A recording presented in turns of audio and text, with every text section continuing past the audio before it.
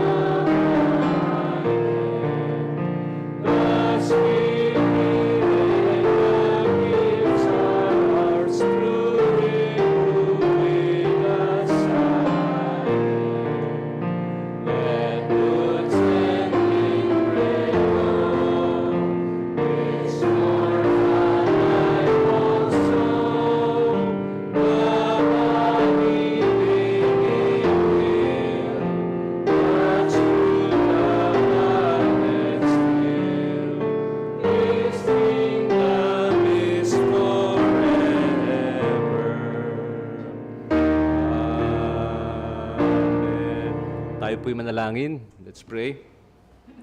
Panginoon, gaya ng aming inawit, habang kami ay nabubuhay at umiiral sa makasalanang mundong ito, magkakaroon ng mga hadlang sa katotohanan, hadlang sa aming mga buhay bilang mananampalataya. May mga mag-iisip ng masama, mag-uusig at magpaplano ng masama. Pero salamat na maaari naming sabihin na you are our refuge and our strength, na maaari naming asahan ang inyong pag-iingat sa amin, sa pagpapahayag namin ng aming pananampalataya sa inyo. Naway tularan namin si Jesus sa gitna ng mga pag-uusig at pagsubok, na siya'y nanatili na tahimik at pinagkatiwala niya ang kanyang sitwasyon sa inyo, na dakilang hukom ng lahat, na magdadala ng hustisya at katarungan sa mga gumagawa ng masama. Kaya salamat po sa pagpapalang yan, at salamat na maaari namin siyang makasama at makasalamuha sa umagang ito sa pamamagitan ng kanyang spirito na pinangako niya na sasamahan kung sino man ang magtipon, 2 o 3 sa kanyang pangalan. Samahan niyo nga kami, tuparin niyo ang inyong pangako sa umagang ito, naway madama namin ang inyong presensya sa bawat bahagi ng worship service namin. Ito'y aming dalangin sa pangalan ni Jesus. Amen. Magsiyo po tayo at awitin natin ang hymn number 675.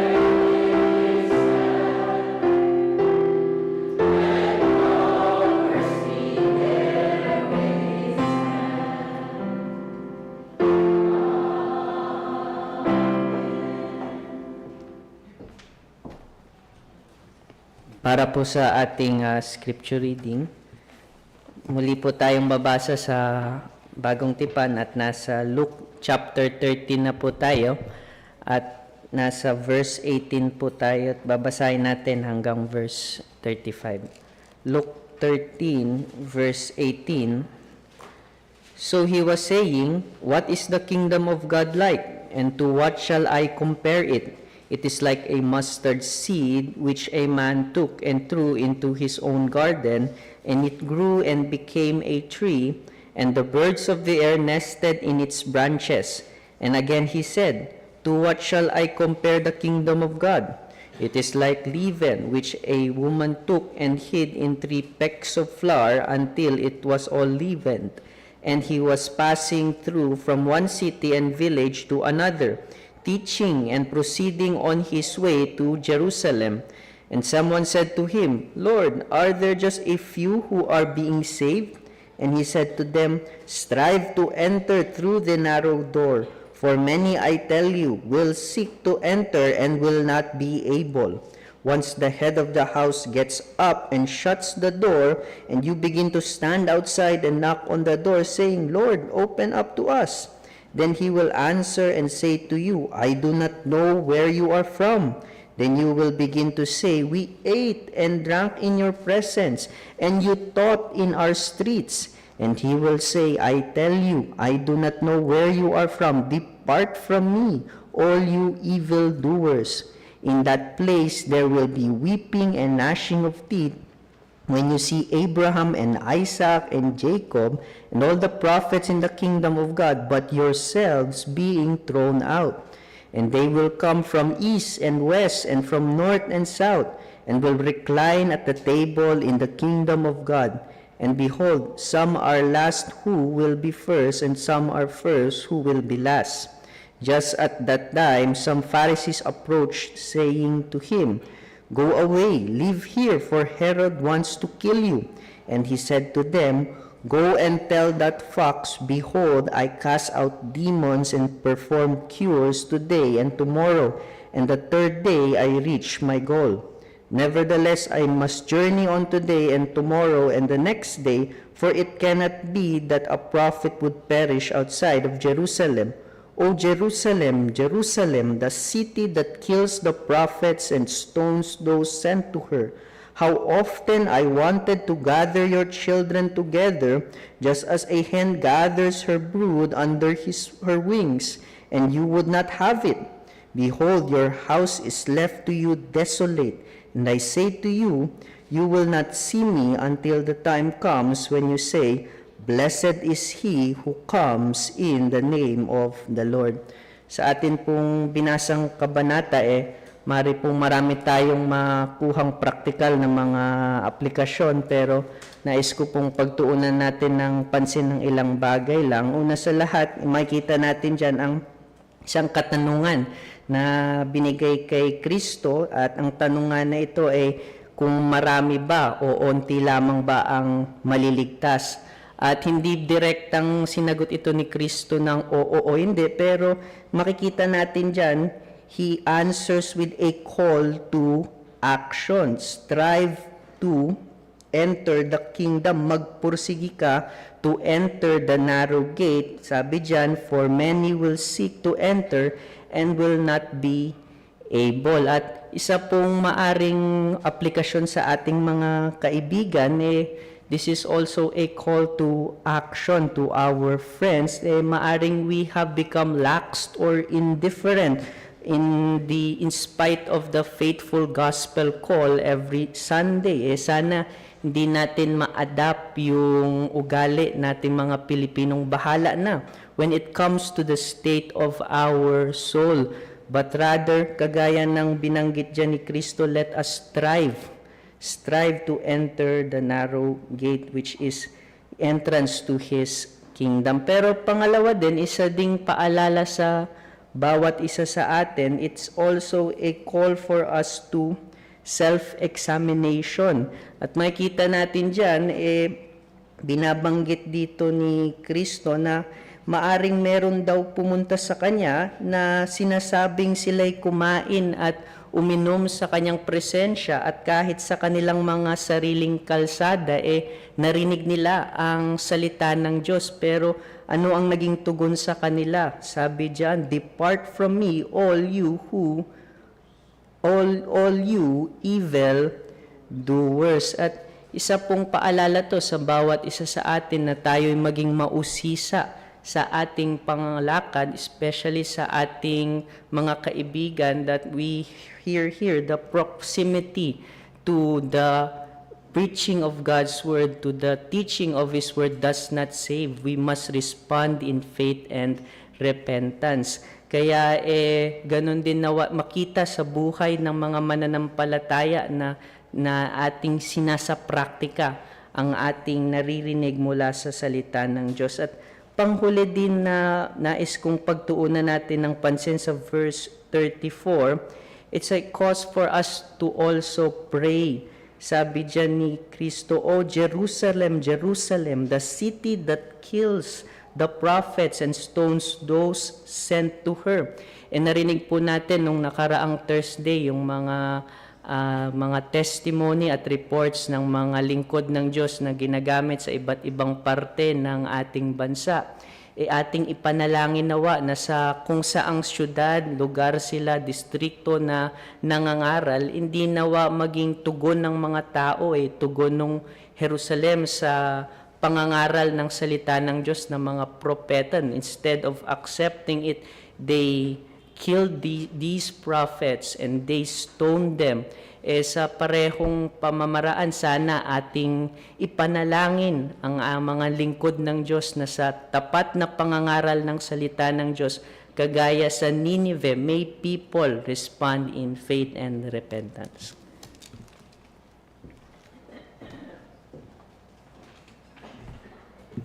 Tayo po ay manalangin. Let's pray. Muli, Panginoon, nagpapasalamat kami sa kalayaan na pinagkaloob niyo sa amin ngayong umaga upang maibigay namin ang nararapat namin na handog sa inyo.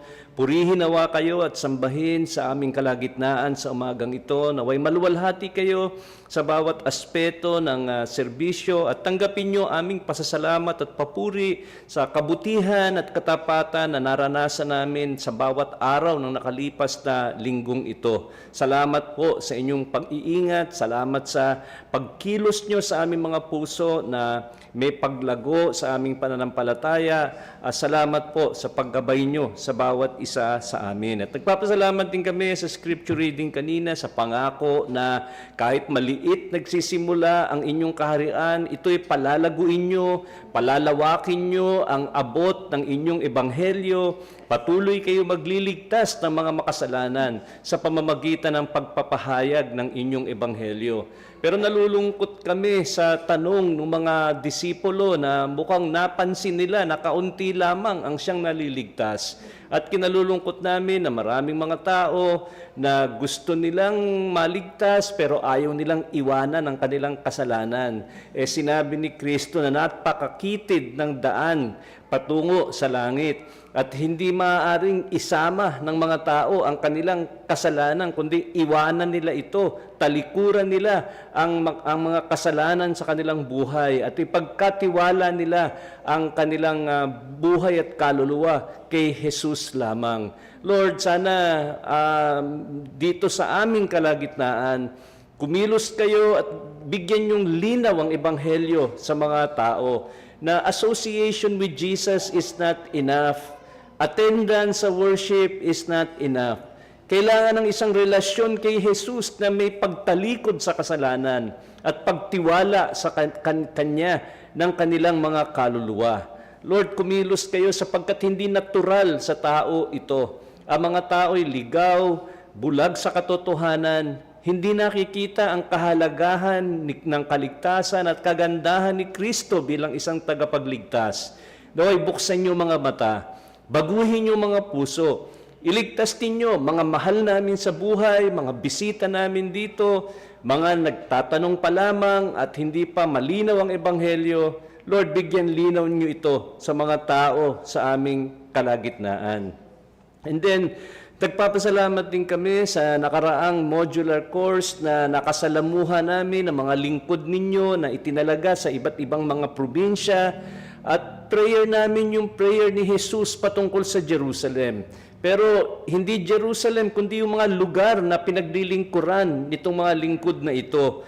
Lord, hinihiling namin na sana imbis na paglalaban o pagre-resist sa gospel call, gamitin niyo po ang matapat na pangangaral nila ng inyong ebanghelyo at ng inyong katotohanan upang makahikayat pa ng mas maraming tao kay Kristo at lumago din ang mga gawaing iglesia nitong mga lingkod na ito na nakasalamuhan namin. Sana po hindi sila mapagod, sana hindi sila mainip, kundi patuloy na tumingin sa inyo upang pagpalain ninyo at palaguin ninyo itong mga gawain magmula sa Kalinga, sa Norte, nakasama namin dito ang kanilang manggagawa, sa Bicol, Catanduanes, sa Leyte, at sa Samar, sa Iloilo, sa Surigao City, sa Davao, Davao del Sur at Davao City. Lord, buong Pilipinas ang na-represent dito. Kaya hinihiling namin ang inyong pagpapala sa paghangad na lalong ikalat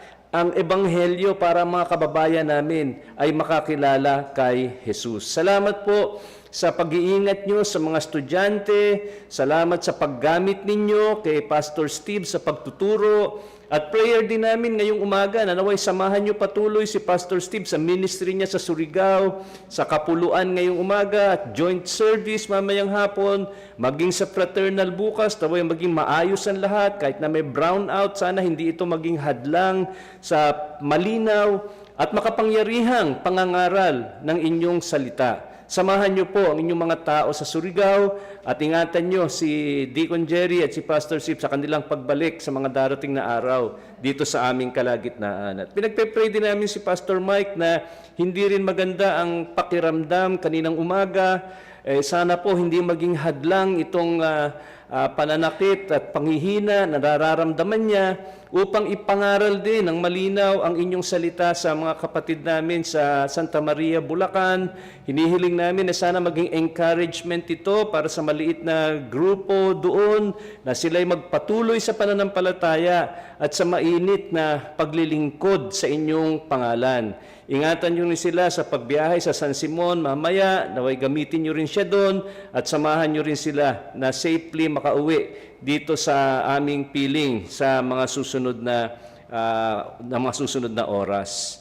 Kaya kinukumit po namin itong bagay na ito at hinihiling namin din ang country ng Tonga sa Pacific na kumilos din kayo sa bansa na yon, isang maliit na bansa, na mga maliliit na isla lamang, pero hinihiling namin na sana lumago din ang gawain ng ebanghelyo ninyo doon sa lugar na yon. Kinukumit po namin ang lahat ng mga bagay na ito sa pangalan ni Jesus. Amen. So maaari na tayo ngayong magbigay ng ating mga tithes and offerings.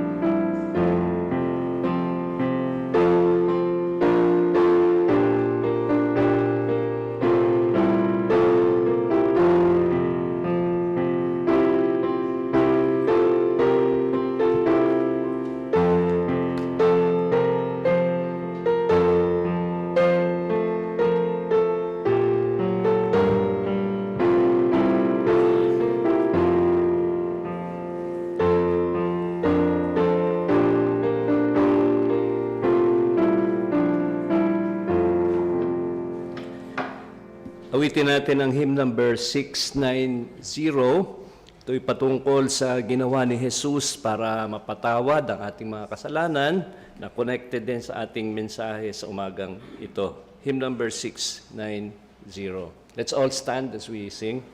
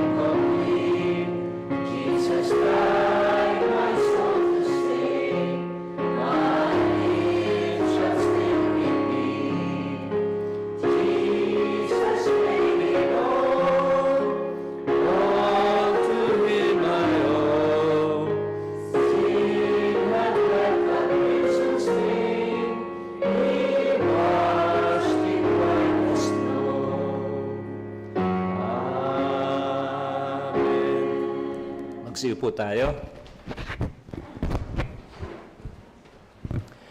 Nabanggit ni Pastor Clyde kanina na election fever na sa mga panahong ito. Pero hindi lang po election fever ang mga panahong ito, ito rin ay pasyal fever. Dahil papasok na po ang summer, medyo humuhupa na yung malamig na panahon, at ang mga tao nagpaplano na ng kani-kanilang paggala sa iba't ibang lugar ngayong summer na ito. Naalala ko tuloy na once na imbita kami sa Northern Mindanao at doon may pinuntahan kaming beach resort doon na napakaganda talaga at isinakay kami sa bangka. Medyo lumayo kami ng mga 100 meters. And 100 meters away, ang ganda talaga ng landscape kasi kitang-kita mo yung mga bundok, kitang-kita mo yung dagat. Pero may bonus dyan mga kapatid. Kasi yung sinakyan namin na bangka, glass bottom. In other words, kita yung ilalim. Ang ganda ng coral reef dyan sa area na yan ng Northern Mindanao, na pag tumingin ka sa ilalim, bagaman nakakalula, kasi mga 20 to 30 feet yung lalim, nakikita mo yung iba't ibang mga kulay ng coral at iba't ibang mga kulay ng isda. Nag-double blessing yun. Kasi maganda na yung landscape sa itaas, Maganda pa yung landscape dito sa ilalim. Hindi lahat nakakaranas ng landscape sa ilalim. Ganyan din mga kapatid ang kwento ng ating series sa My Great Redeemer. May mga katotohanan marahil tungkol sa ginawa ni Kristo sa krus na alam ng marami, pero kung huhukayin nila yung salita ng Panginoon, may mga bagay na medyo malalim pero maganda sa paningin ng pananampalataya na nakakadagdag sa ating kaalaman o di kaya naman kung alam na natin, nakakapagpaalaala sa atin patungkol sa ginawa ni Kristo sa krus ng Kalbaryo. So that's what we are doing. We're looking a bit deeper than normal siguro, pero not a waste of time and effort because what has been revealed is for our edification and benefit. So yan ang ginagawa natin sa series natin tungkol sa My Great Redeemer, at ngayon ay nandun na tayo sa parte ng pagiging priest o saserdote ng Panginoong Jesus. Pero mag-pray muna tayo para makinabang tayo dito sa message na ito at maging alert din tayo in mind and heart. Manalangin po tayo. Lord, salamat po sa pribilehyo na maaari naming pagbulay-bulayan ang inyong salita sa umagang ito. Ibigay niyo po sa amin ang alert mind, a ready and eager heart, na hindi kami tatamarin sa pag-unawa o tatamarin sa pakikinig, kundi nawa makita namin na ito'y para sa aming benepisyo na makakatulong sa pagpapalago at pagpapatibay ng aming relasyon sa inyo. Kaya tulungan niyo po kami magmula sa mga ngaral hanggang sa mga makikinig, naway maluwalhati kayo at makinabang po ang bawat isa sa amin. Ito'y aming dalangin sa pangalan ni Jesus. Amen. Maraming mga tao, mga kapatid, iba-ibang pananaw nila sa krus ng Kalbaryo kung tatanungin nyo sa kanila. May mga iba na nagsasabi na yung ginawa ni Kristo sa krus ng Kalbaryo ay isang halimbawa lamang para sa atin kung paano kalimutan natin ang ating sarili at magsakripisyo. Now, we're not saying that the cross of Jesus is not an example. Kasi sinabi mismo sa 1 Peter chapter 2 that the cross of Jesus Christ and his attitude towards his persecutors is an example for us to react in the same way when we are persecuted. But yung ginawa ni Jesus sa krus ng Kalbaryo, hindi lang yung sakripisyo para tuluan din tayo sa gitna ng ating mga sitwasyon kung papaano magsakripisyo, maging katulad ka ni Jesus. Limitado dun yung pananaw ng iba. At meron ding iba na sinasabi nila, yun daw krus ng Kalbaryo, pagpapakita sa atin ang galit ng Diyos sa kasalanan na tayo rin ay dapat magalit sa kasalanan. Sapagkat nakita natin na si Jesus parang naging biktima ng galit ng Diyos sa kasalanan at ayaw nating matulad sa ganung pangyayari. So dapat ikamuhi natin ang kasalanan. Lumapit tayo sa Diyos. Dahil tingnan nyo nangyari kay Kristo na nagdala ng kasalanan. Siya ay pinarusahan. At pagkatapos, meron namang iba na nagsasabi na yun daw ginawa ni Kristo sa krus ay bayad sa demonyo. It was a ransom paid to Satan. And alam natin na hindi ganon. Meron pang iba na nagsasabi na yun daw ginawa ni Kristo, isang napakababuting gawa na ito'y nakakadagdag doon sa treasury of merit sa heaven, yung treasury of good works na kung ikaw, kinulang ka ng good works pagpunta sa heaven, humingi ka doon sa Diyos sa treasury na yon para madagdagan yung good works mo at ikaw ay makapasok sa langit dahil sa iyong good works na ang dagdag ay yung ginawa ni Kristo sa krus ng Kalbaryo. Ang daming teorya, no? Ang daming mga pananaw. Pero nais ko kayong dalhin sa 3 talata upang ipakita sa atin yung tamang larawan ng ginawa ni Kristo sa krus ng Kalbaryo. Yung una po, sa Ephesians chapter 5 and verse 2. Notice how what Jesus did is described. Sabi sa verse 1, be imitators of God as beloved children. Notice verse 2. And walk in love, just as Christ also loved you and gave himself up for us. How is that giving up described? It is described as an offering and a sacrifice to God as a fragrant aroma. The picture is that of a priest offering a sacrifice to God and praying that that sacrifice would be acceptable to God because of its fragrance. So nakita nyo? It's the offering of a priest, an offering and a sacrifice. And then Hebrews chapter 7 and verse 27. Hebrews 7 verse 27. Who does not need daily, like those high priests, to offer up sacrifices, first for his own sins and then for the sins of the people, like Aaron, because this he did once for all when he offered up himself. Notice that the cross is being described as an offering, not just an example, not a good work to add to heaven's treasury, but an offering of a priest to God to atone for sin. And then Hebrews chapter 9 and verse 14. Hebrews chapter 9 and verse 14. How much more will the blood of Christ, who through the eternal Spirit offered himself without blemish to God.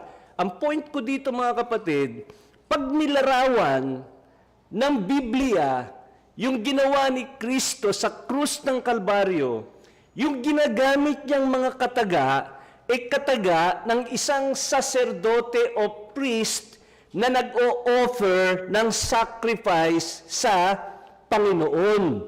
At sa case ni Kristo, siya yung priest at siya rin yung sacrifice na inoffer. In other words, brethren, yung picture na pinapakita sa atin dito is that what Jesus did was done in order to make amends for sin, in order to atone for sin to God. Kasi yan ang sacrifice sa Old Covenant, di ba? Yan ang, kaya sila nag-aalay ng handog at ginamit yung paglalarawan na yan sa ginawa ni Kristo sa krus. So hindi lang ito halimbawa. Hindi lang ito isang good work. Hindi lang ito para makonsensya tayo pag tayo nagkakasala.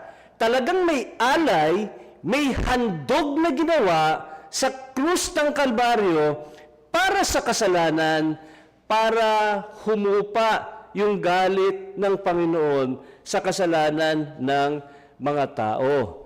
So, yan dapat nakaset sa mind natin the picture ng ginawa ni Kristo sa krus. Now, because it is an atoning sacrifice, necessarily, there will be a Godward dimension. Kasi you are atoning for sin to someone whom you offended, which in this case was God Himself. So there's a Godward dimension do sa sacrifice ni Kristo, but not just a Godward dimension.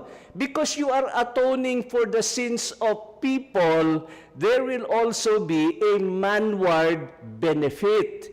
And that is the taking away of the sins of those who offended God. So nakita nyo, may upward dimension, may patungkol sa Diyos sa sacrifice na ito kasi siya yung na-offend eh. Pero may benepisyo sa tao kasi maaari nilang matanggap yung kapatawaran dun sa mga kasalanan nila laban dun sa na-offend nila na Diyos. So, itong dalawang aspeto na ito ang gusto nating tingnan. Unahin muna natin yung Godward aspect ng krus. Kung ano nangyayari pagdating doon sa krus in relation to the God that has been offended.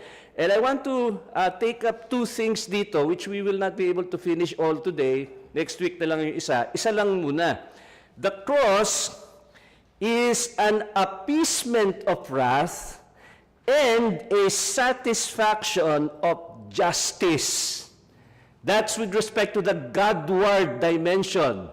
It is an appeasement of wrath, that which we call a propitiation in biblical terms, and it is a satisfaction of justice. It was a penal sacrifice, a sacrifice that is related to law, no? So, ang tatalakayan lang natin ngayon, yung una mga kapatid, an appeasement of wrath, no? So, Godward dimension, propitiation, satisfaction of justice, but this morning, just propitiation. So today, we take up the appeasement of wrath. The atoning sacrifice of Jesus Christ as high priest was made to appease the wrath of God against sin. It was meant to appease, to placate, to pacify. Ito'y isang sakripisyo na ang layunin ay matanggal yung galit ng Diyos sa kasalanan. Ginamit po yung word dito na propitiation, which you do not use in everyday conversation. It's an uncommon word, but the Bible views Jesus' high priestly sacrifice as a propitiatory sacrifice. So nabanggit ko sa inyo kanina, medyo mas malalim to, pero para naman sa ating pakinabang itong paghukay na ito sa kayamanan ng salita ng Diyos. Ngayon, yung Greek word po na ginamit upang i-translate na propitiation sa Old Testament, which is in Hebrew, but in the Septuagint, it's in Greek, ginamit po sa dalawang talata. Genesis 32:20, tingnan po natin, para maintindihan natin yung concept. And you shall say, ito yung plano ni Jacob in meeting Esau, kasi may atraso siya kay Esau, no? So nagpaplano sila kung paano mag-meet. May pagkakataon na mag-meet uli. Verse 19, Verse 19, then he commanded also the second and the third, and all those who followed the drove, saying, after this manner you shall speak to Esau when you find him. And you shall say, behold, your servant Jacob also is behind us, for he said, I will appease him with a present that goes before me, then afterward I will see his face, perhaps he will accept me. So naghanda si Jacob ng mga regalo, ng mga hayop, at kung ano-ano pa, para daw ma-appease, humupa yung galit ni Esau sa kanya.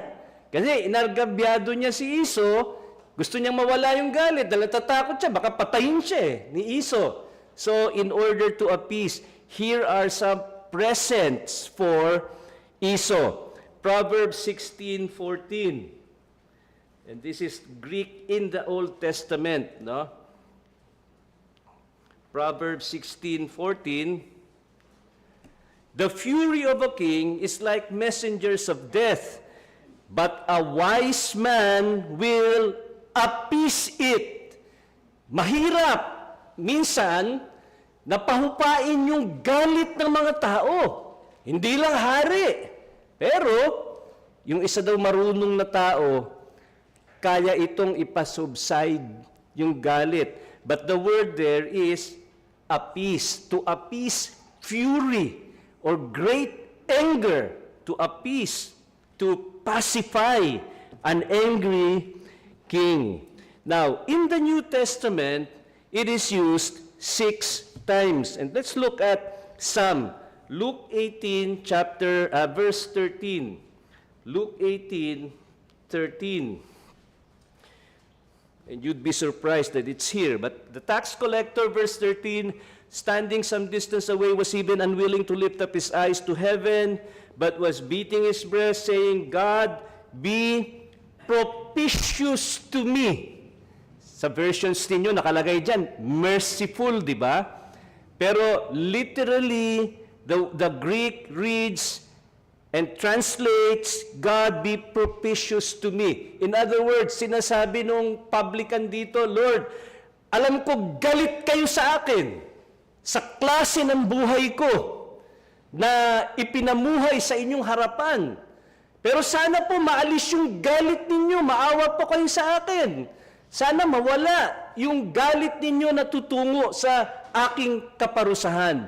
Be propitious to me. Appease your wrath, Lord. Tanggalin nyo ang inyong galit. Romans chapter 3 verse 25. Pinapakita lang natin dito na biblical word po ito. Sabi diyan sa verse 25, well, gitna ng sentence na to, pero yan na muna. Whom God displayed publicly, it's talking about the cross of Jesus, whom God displayed publicly as a propitiation in His blood through faith. So Paul says that what Jesus did on the cross was a public display of a propitiation. It was a propitiatory sacrifice. The cross of Jesus was one that appeased someone who was offended. And then Hebrews 2:17. Hebrews 2:17. It's the same Greek word po na ginagamit dito. Therefore, he had to be made like his brethren in all things, so that he might become a merciful and faithful high priest in things pertaining to God, to make propitiation for the sins of the people. The sacrifice of Jesus Christ is described as something that removes the wrath of God for the sins of the people. He was made man so that he would experience death for these brethren. Verse 17. And then 1 John 2:2. 1 John 2:2. He himself is the propitiation for our sins, and not for ours only, but also for those of the whole world. And this does not teach universalism na lahat ay maliligtas, but sinasabi lang nito na may mga maliligtas from every kindred, tribe, tongue, and nation, and not just from Israel.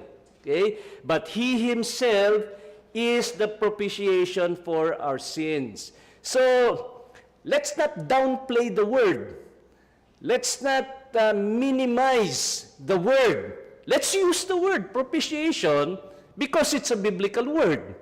It is a propitiation, a sacrifice that appeases wrath. Now, how is the cross a propitiatory sacrifice? Alam niyo mga kapatid, may isang katangian ng Diyos na nag-uudyok ang kanyang galit. Ito ay ang kanyang kabanalan. Tinuturo po ng Biblia na ang Diyos ng Biblia ay Diyos ng sukdulang kabanalan. He is a God of infinite holiness. He is a God offended at sin. Sabi sa Isaiah chapter 6, verse 3, Holy, holy, holy is the Lord God Almighty. The whole earth is full of His glory. Napakabanal ng Diyos. Sukdulan ang kabanalan ng Diyos na hindi siya nagiging neutral pagdating sa pagkakasala o paglabag sa kanyang utos. Sa kanyang kabanalan, kung salungat sa kanyang utos ang isang bagay, ito'y pagre-rebelde sa kanya. At hindi niya ito nagugustuhan dahil sa kanyang kabanalan. Sabi sa Habakuk 1:13, "Your eyes are too pure to behold iniquity." God cannot and does not rejoice when He sees sin and disobedience. Sometimes we do. Sometimes we are indifferent to sin and disobedience. But God cannot look at sin and disobedience with favor because God is infinitely holy. Sabi sa Psalm 5, He is not a God who takes pleasure in wickedness. Now, because of His infinite holiness, God has feelings toward sin. His wrath and displeasure are kindled at sin, and this results to judgment. Nakita natin yan mga kapatid sa Garden of Eden, hindi kinatuwa ng Diyos yung pagsuway ni Adan at Eva, at bagaman hindi sinabi doon na nagalit ang Diyos kay Adan at Eva, ang pruweba noon ay yung pagpapalayas sa kanila sa Garden of Eden at yung paghahatol na binigay sa kanila sa Genesis chapter 3. God was angry. He was displeased at the disobedience of Adam and of Eve. During the time of Noah, ano nangyari? May worldwide flood na tumupok sa sangkatauhan maliban sa isang pamilya. Ito'y pagpapahayag ng galit ng Diyos dahil sa kanyang kabanalan. Men's hearts were evil continually, and this manifested in their lives. So God was provoked to judgment, the judgment of the flood. You saw God's anger in Sodom when He rained fire from heaven to destroy those cities. We see God's anger when He judged Israel in their idolatry by sending them to a foreign nation to be exiled in Babylon. This is a manifestation of God's wrath and displeasure. Now, mga kapatid, may mga ibang tao, hindi nila ma-reconcile. They cannot reconcile the fact that God shows wrath and is called love in the New Covenant. Kasi di ba sabi sa New Testament, God is love. Eh kung nagpapakita ang Diyos ng galit na ganyan, hindi love yan. Kaya, yung Diyos dyan sa lumang tipan, masamang Diyos yan, iba yan, kesa dito sa Diyos ng bagong tipan na puspos ng pag-ibig. At wala kang galit na makikita sa Kanya. Pero sa Old Testament, yung Diyos ng mga Hebrew, masama yan. Itong Diyos sa bagong tipan, ito'y punong-puno ng pag-ibig. Hindi mo ba nabasa Romans 1:18 kung ganon? Na kung saan sinabi, the wrath of God is revealed against all unrighteousness and ungodliness in men who suppress the truth in unrighteousness. It is constantly revealed. It's not just talking about the judgment. Yes, that will be ultimately the revelation of God's wrath. But the wrath of God is presently revealed against all unrighteousness and wickedness of men who suppress the truth against unrighteousness. So, yan ba yung Diyos na iba doon sa lumang tipan? Ano sinabi mga kapatid sa Hebrews 12:24? For God is a consuming fire. God's not love only, He is also a consuming fire, as we read in Hebrews 12:29. So don't tell me that because God expresses displeasure in the Old Testament, that He cannot express displeasure in the New because He is love. It's the same God who is infinitely holy, and that's why He expresses His wrath. Now, there are others who say that God cannot show displeasure at sin because God is not subject to moods or emotions. They say that it violates the impassibility of God, that God ought to be a God without passions. And that's what's mentioned in our confession, that God is without passion. Now, mga kapatid, hindi ibig sabihin no, na walang emotions ang Diyos.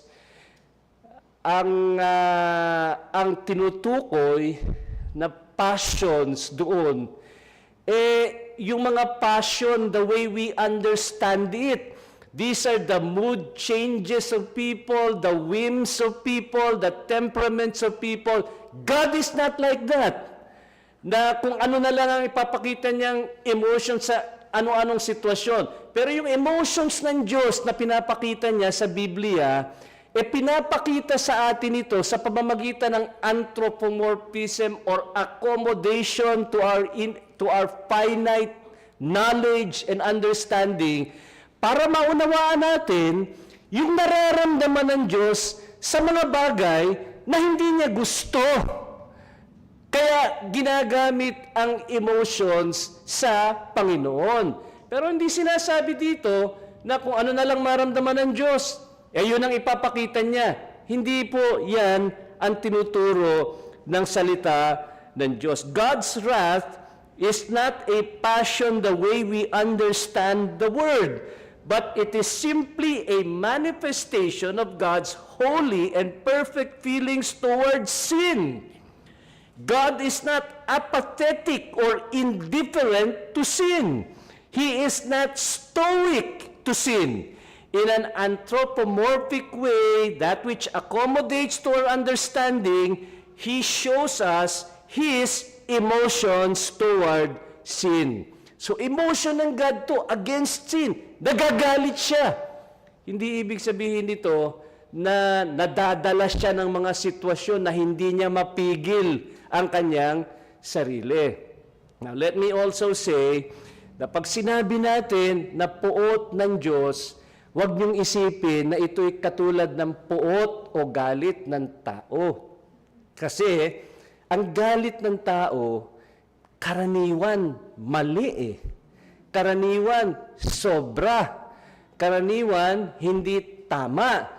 Nagagalit, gumagamit ng mga salita na hindi dapat gamitin, mali yung mga motibo sa galit. So, do not equate God's wrath to man's temper. There are people who are easily angered. There are people who have a short fuse. God is not like that. The holy anger of God is a function of His holiness where He expresses displeasure and anger at sin and disobedience. It is nowhere near to man's anger. Okay? No. Now, because of that, a gap has been created, which is not a harmless gap between God and man. Kasi may galit at puot ng Diyos at tayo yung mga object ng puot na yan. Sabi sa Psalm 7:11, Psalm 7 and verse 11, God is a righteous judge and a God who has indignation every day. Mas matindi pa sa King James. Kasi sa King James, nakalagay doon God is angry at sinners every day. In other words, kung meron tayong hindi magandang naranasan as sinners, we experience something unpleasant, hindi po karma ito.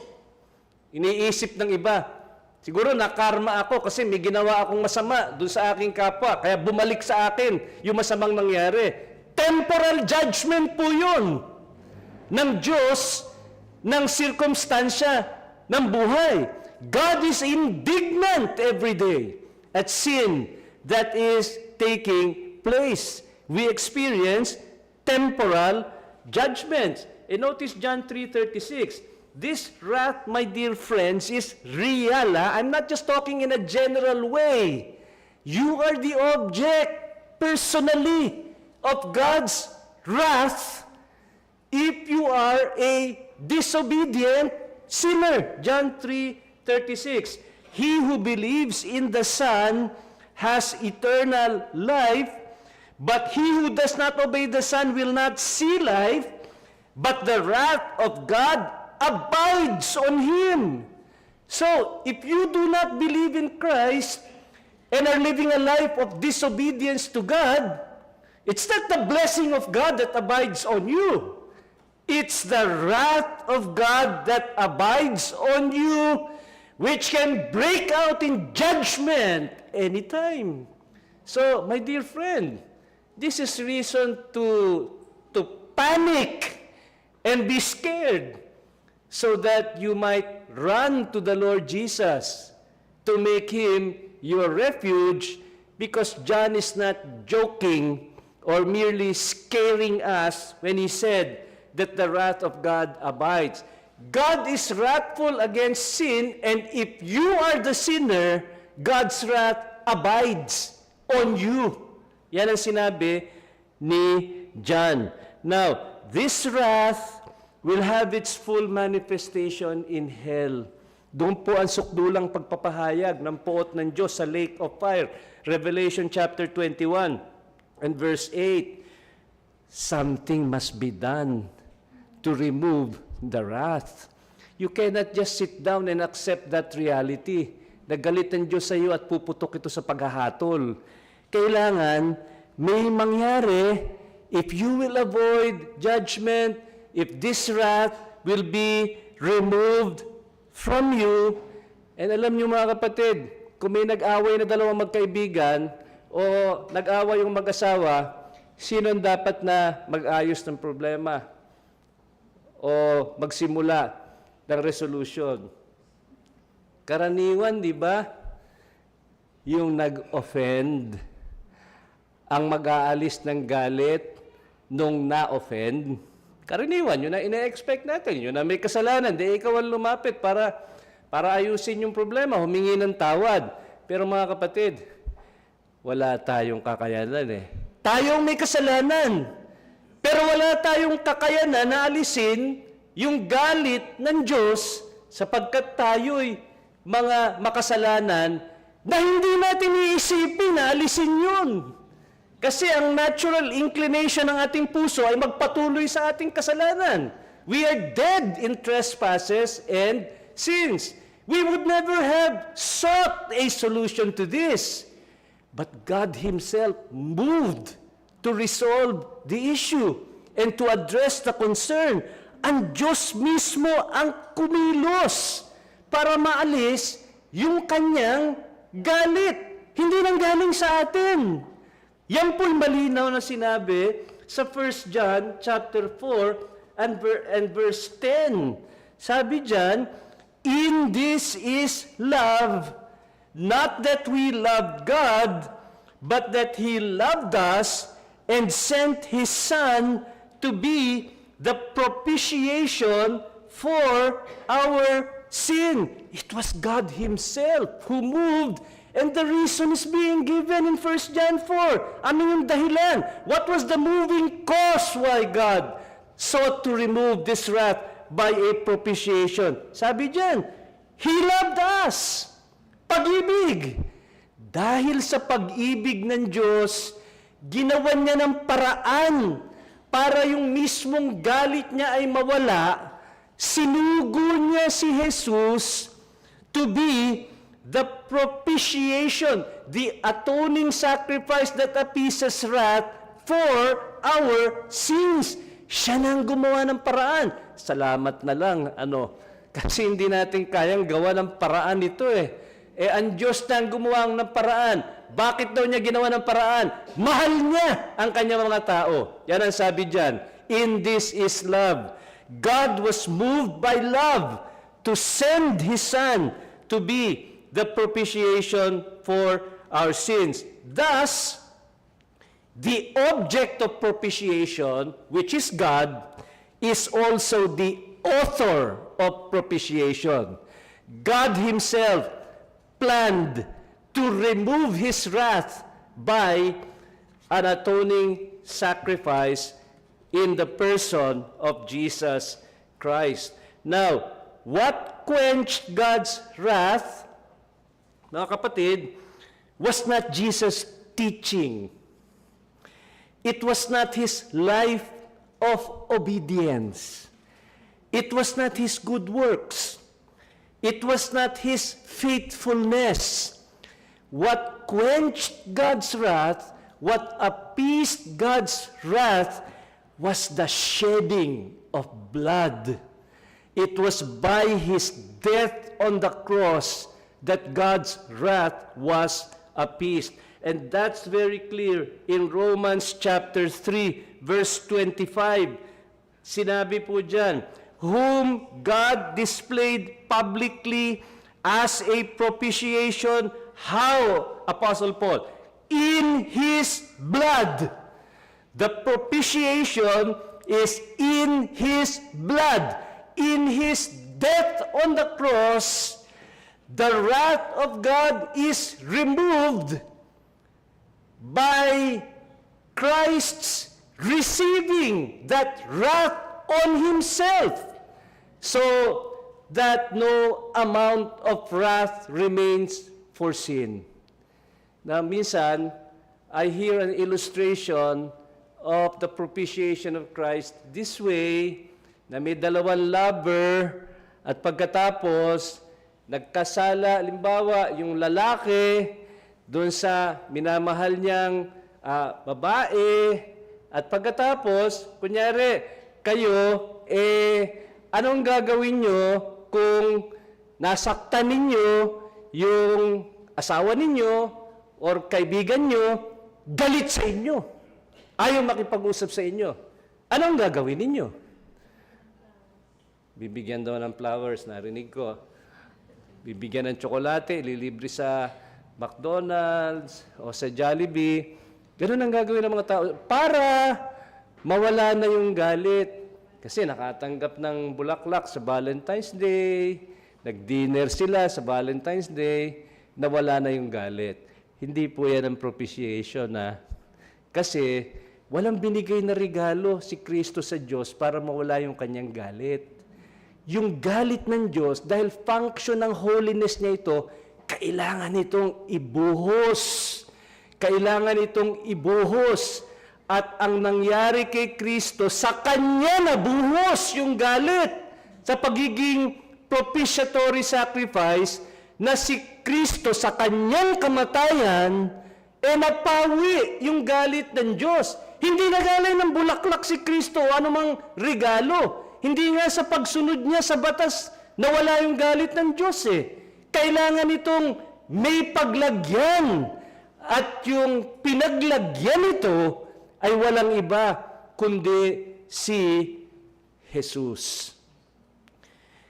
In the covenant of redemption in eternity past, it was purposed within the Trinity that Jesus Christ voluntarily undertake the role of a propitiatory sacrifice, and this was prophesied in the proto-evangel of Genesis 3:15, foreshadowed by the sacrificial system of the Old Covenant, and fulfilled in Jesus Christ, the great high priest, in His death on the cross. Mga kapatid, God's anger has been turned away. For those who are in the Lord Jesus Christ, you are forgiven, you are free, you are safe. You don't need to fear any anger that's coming from God, because God has poured it all on your substitute, even the Lord Jesus Christ. The danger has been removed. The danger has been removed. Not because Jesus offered a gift, but by receiving the full brunt of the wrath of God at the cross of Calvary. Wala na siyang galit. Anong practical application nito? Ano pa ba? Unang-una, hindi dapat tumigil ang pasasalamat natin sa Panginoon. Wala tayong ginawa Wala tayong ginawa dito, unang-una, at pagkatapos, hindi naman karapat-dapat. Mabuti na lang kumilos ang Diyos. Mabuti na lang inibig tayo ng Diyos na ginawa niya ng paraan. Kasi hindi tayo makagagawa ng paraan eh. Kaya dapat ang buhay natin ay buhay ng pagbibigay ng pasasalamat, ng pagsamba, ng papuri sa Diyos, sa pagpawi ng galit na ito na ginawa ni Kristo para sa atin. Kaya nga nakakatulong yung Lord's Supper dito kasi naaalaala natin yung ginawa ni Kristo para sa atin sa pagpawi ng galit ng Diyos sa pamamagitan ng kanyang ginawa sa krus. Naaalala natin linggo-linggo ang bagay na yan. Pero pangalawa, hindi lang thankfulness, humility doon. Walang lugar ang kayabangan sa buhay Kristiyano. Weakness ng mga kabataan, youthful pride, tinawag sa scriptures, pero hindi lang mga kabataan, pati mga katandaan, may weakness din sa pride because of their accomplishments, because of their victories, because of their experience. All of us are tempted to pride, but there's no reason to be proud. Because kung nasa loob tayo ng kaharian ng Diyos at hindi naggalit ang Diyos sa atin, ito'y dahil lamang sa Kanya. It's not we who acted, it is God Himself who acted. And this calls for a humble life and a humble testimony. And then number 3, a practical effect of this is that of service. Now that you are free of any fear of judgment, then be free to serve the Lord with whatever abilities and opportunities that He gives you. Serve the Lord with all your heart. You're now a freed man. Wala nang takot sa paghahatol. Libre ka na. Di paglingkuran mo ang Panginoon na mga binigay niyang abilidad sa inyo at masiyahan kayo sa paglilingkod na yon. At para sa ating mga kaibigan, last of all sa application, nabanggit ko kanina na kailangan ibuhos tong galit ng Diyos. Pag hindi ka nagtago kay Kristo at kinilala mo siya bilang iyong tagapagligtas, sa'yo mabubuhos yung galit na ito. Mamili ka. Saan mo gustong maibuhos yung galit ng Diyos? Kay Kristo, na kung mananampalataya ka sa Kanya, hindi ka na kailangan tumanggap ng puot ng Diyos? O hindi ka mananampalataya at ikaw ang tatanggap ng puot na ito, magpakailanman sa impyerno ng apoy? Mamili kayo. Mamili kayo. Malinaw ang dapat niyong piliin.